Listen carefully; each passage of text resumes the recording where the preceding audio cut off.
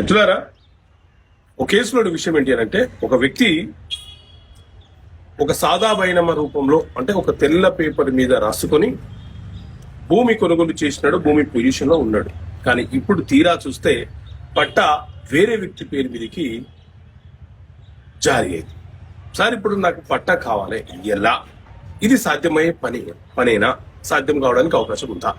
So మిత్రులారా, సాదా బైనమా అంటే అప్పట్లో గ్రామీణ ప్రాంతాలలో చాలా మంది కేవలం నమ్మకంతో, ఒక ట్రస్ట్తో భూమి అమ్మకాలు కొనుగోలు చేసేటప్పుడు బాండ్ పేపర్ కూడా కాకుండా ఒక తెల్లటి పేపర్ మీద రాసుకొని పలానా వ్యక్తి, పలానా సర్వే నెంబరు, ఇన్ని ఎకరాల భూమి, ఇంత అమౌంట్ కి అమ్ముతున్నట్లు రాసుకొని భూమి పొజిషన్ ని అప్పగించేవాళ్ళు.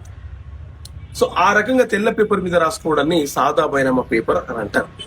ఇలా సాదా బైనామా పేపర్ రూపంలో ఎవరైనా భూమి కొనుగోలు చేసి ఉంటే వాళ్లకు ప్రభుత్వం 13B సర్టిఫికెట్ జారీ చేసి ఉండాలి.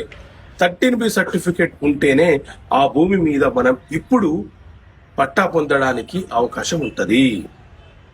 13B సర్టిఫికెట్ లేకుండా వారికి పట్టా వచ్చి ఉంటే వారు వచ్చి మనకు రిజిస్ట్రేషన్ చెయ్యాలి.